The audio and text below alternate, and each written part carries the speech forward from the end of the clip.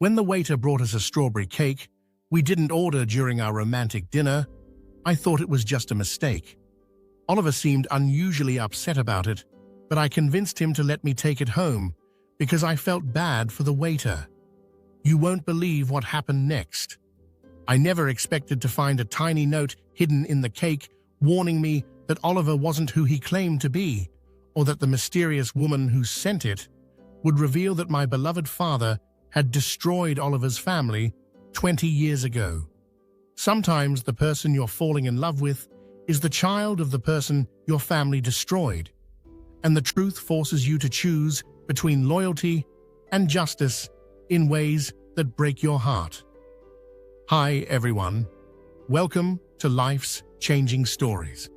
Now, let's dive into today's story. The elegant waterfront restaurant where Marianne Sutton sat across from Oliver Blackwood represented everything she had grown to love about their 6-month relationship. Sophisticated atmosphere, thoughtful attention to detail, and the kind of romantic intimacy that made her believe she had finally found the person she wanted to spend her life with. At 28, Marianne had experienced enough disappointing relationships to recognize something special when she found it. And Oliver's combination of intelligence, charm, and genuine affection had convinced her that their connection was worth the serious commitment she had been hesitant to make with previous boyfriends. Marianne's life, as the daughter of successful investment firm owner Richard Sutton, had provided her with financial security and social advantages, but had also created challenges in finding romantic partners who were interested in her as a person rather than her family's wealth and business connections. Oliver had seemed different from the beginning. He was clearly successful in his own right as a financial consultant, intellectually stimulating in their conversations, and genuinely interested in her thoughts and feelings rather than her father's money or influence. Their relationship had developed naturally over months of dinners, weekend trips, and long conversations that had convinced Marianne that Oliver understood and appreciated her in ways that previous boyfriends had never managed. She had introduced him to her father several times, and Richard had approved of Oliver's professional background and courteous demeanor, though Marianne had noticed that Oliver seemed somewhat tense during these family interactions in ways she couldn't quite understand or explain. Tonight's dinner was supposed to be a celebration of their 6-month anniversary, with Oliver having chosen the restaurant and made special arrangements for their table overlooking the harbor. The lobster had been perfectly prepared, the wine selection had been excellent, and their conversation had been filled with the kind of flirtatious affection that characterized their best moments together as a couple. "I love you, Marianne," Oliver had said, his voice carrying the sincerity that had first attracted her to him months earlier. "I know 6 months isn't very long, but I've never felt this way about anyone before." Marianne's heart had skipped several beats at his declaration, not because it was unexpected, but because she had been hoping he would finally express the feelings that had been growing between them for weeks. She was preparing to respond with her own declaration of love when their romantic moment was interrupted by the arrival of their waiter carrying a dessert they had not ordered. "Excuse me," Marianne said, studying the beautifully presented strawberry cake that the waiter was placing on their table. "I think there's been some mistake. We didn't order any dessert." "Someone else ordered this for you, miss," the waiter explained politely. "A woman who was sitting at the corner table specifically requested that we serve this to your table. She left just a few minutes ago." Oliver's reaction to the unexpected dessert was surprisingly intense, his face flushing with anger as he stared at the strawberry cake with obvious distress and agitation. "Take it back," Oliver said sharply, his voice carrying an edge that Marianne had never heard before during their months of dating. "I hate strawberry cake. It makes me sick just looking at it."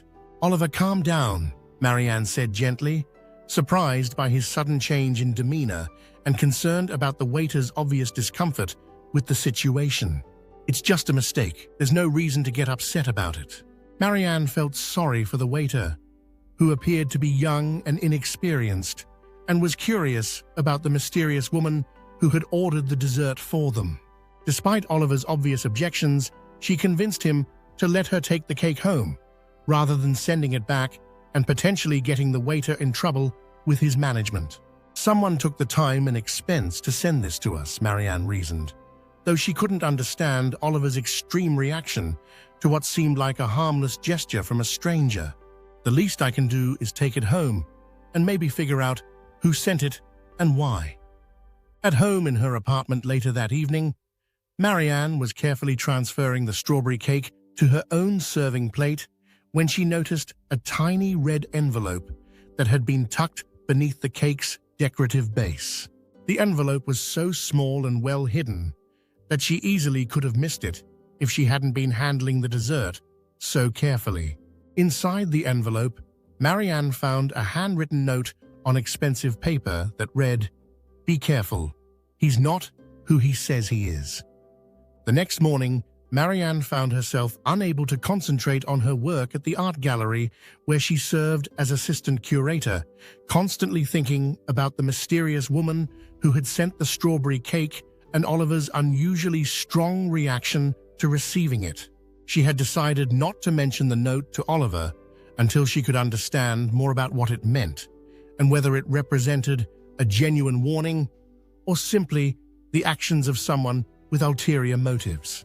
Around noon, Marianne's doorbell rang, and she opened her apartment door to find an elegantly dressed woman in her early 30s with dark hair and intelligent eyes that seemed to be studying Marianne's face with particular intensity. "You must be Marianne Sutton," the woman said with a slight smile that didn't quite reach her eyes. "I'm Victoria Blackwood, and I'm the one who sent you the strawberry cake last night." "Why did you send it?" Marianne asked, stepping aside to allow Victoria into her apartment while trying to assess whether this unexpected visitor represented a threat or simply someone with information she needed to understand.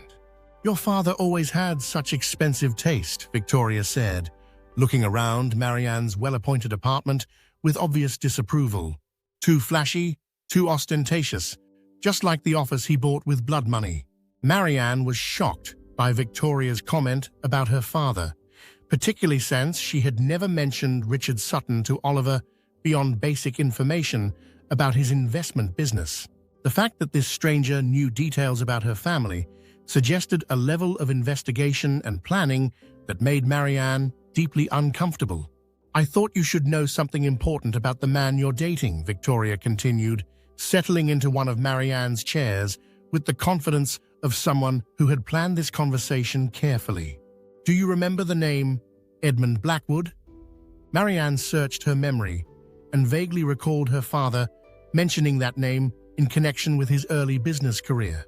"I think my father worked for him when he was starting out in finance." "Why?" "After Edmund died, your father became the owner of Edmund's investment firm," Victoria said, watching Marianne's face carefully for her reaction. "Did he tell you how he acquired that business?" "He bought it from Mr. Blackwood's family," Marianne replied, repeating the version of events that her father had always shared with her. "He said he saved the family from bankruptcy and helped them during a difficult time." Victoria erupted in bitter laughter that filled Marianne's apartment with a sound so harsh and painful that it made her step backward in shock and fear. "Save them," Victoria said, her voice dripping with sarcasm and years of accumulated rage.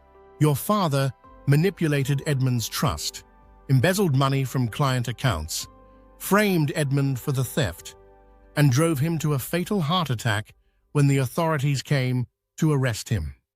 Your father destroyed our family, made us homeless, left us to starve, and built his fortune on the ruins of everything we had ever owned or cared about."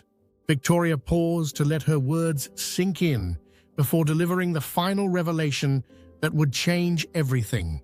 Marianne thought she knew about her relationship with Oliver. Oliver's full name is Oliver Blackwood. Edmund was his father, and I'm his sister. Your boyfriend has been planning his revenge against your family for 20 years, and you, my dear, have been his target from the very beginning." Victoria went on to explain how their mother had died from stress-related illness after losing everything, how she had been bullied and tormented at school before their uncle finally adopted her, and how Oliver had been left alone with traumatic memories and an unshakable determination to make Richard Sutton pay for destroying their family. "I don't want Oliver to ruin your life," Victoria said, with what seemed like genuine sympathy, "because destroying you will ultimately destroy him too. But he's stubborn and consumed with the need for revenge. He believes that making you fall in love with him and then destroying you is the only way to make your father feel the same pain that Edmund felt when he lost everything." The next day, Victoria arranged to meet Marianne in the basement parking garage of Richard Sutton's office building, bringing with her a thick file containing photographs, financial documents, legal papers, and recorded conversations that provided concrete evidence of Richard's systematic betrayal of Edmund Blackwood 20 years earlier. "Technically, your father didn't murder Edmund," Victoria clarified as she handed Marianne the file.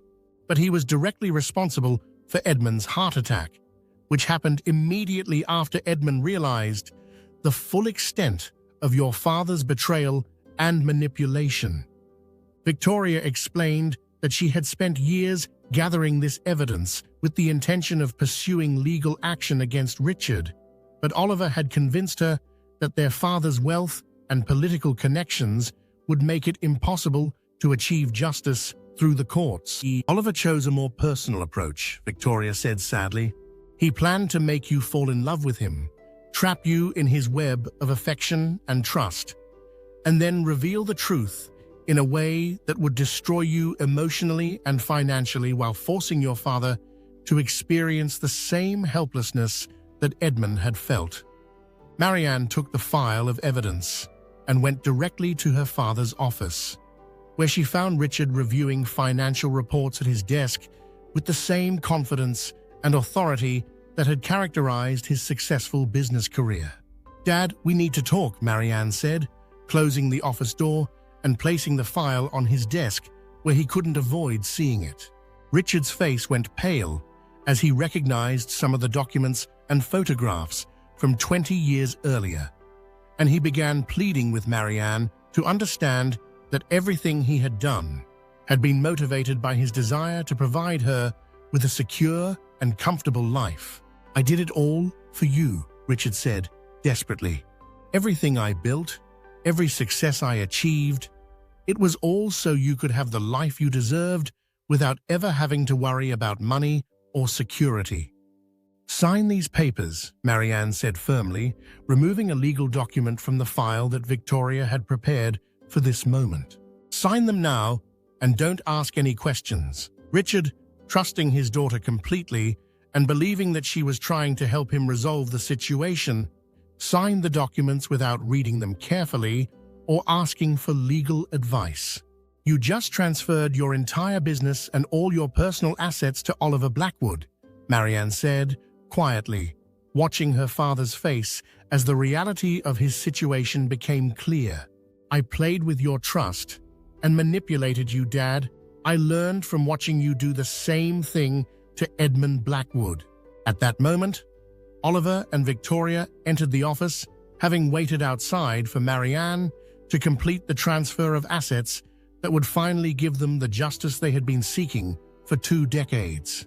In the aftermath of the confrontation, Marianne found herself alone and emotionally devastated, having lost not only her family's wealth, but also her faith in the father she had always trusted and the boyfriend she had believed loved her. She felt completely isolated, with nothing left, not even the love she had thought was real. As Marianne was leaving her father's building, Oliver called out to her, asking her to wait so he could explain his actions and the complex emotions that had motivated his elaborate revenge plot. "The strawberry cake," Oliver said, his voice heavy with emotion and regret. My father loved strawberry cake. He had a slice every Sunday after church, and he was eating it on the day your father came to our house to tell him about the investigation. I've hated strawberry cake ever since, because it reminds me of everything my father lost to your father's betrayal. Oliver confessed that he had never wanted their relationship to cause Marianne personal pain, and that while she had initially been nothing more than a means to his revenge, he had gradually realized that his feelings for her had become genuine and complicated his plans for justice. I didn't want this to happen, Oliver said, with obvious sincerity. I never wanted to hurt you personally. You were always supposed to be just a tool for my revenge. But somewhere along the way, I realized I had started loving you for real. Marianne struggled with her conflicting emotions, acknowledging that both her father and Oliver had lied to her and manipulated her trust, but also recognizing that Oliver's deception had been motivated by a legitimate need for justice rather than simple greed or cruelty. I don't know if I can ever trust you the same way again, Oliver, Marianne said honestly, but I understand why you did what you did. My father destroyed your family, and you found a way to make him pay for it. I can't say you were wrong, even though it broke my heart. Marianne had already begun the process of forgiving her father despite his terrible actions, understanding that forgiveness could heal wounds that anger and resentment only made worse. She realized that love wasn't about perfection or the absence of mistakes, but about the willingness to work through betrayal and disappointment towards something better. I'm willing to try, Marianne told Oliver, if you're willing to be completely honest with me from now on. No more secrets, no more manipulation. If we're going to have any kind of future together, it has to be built on truth.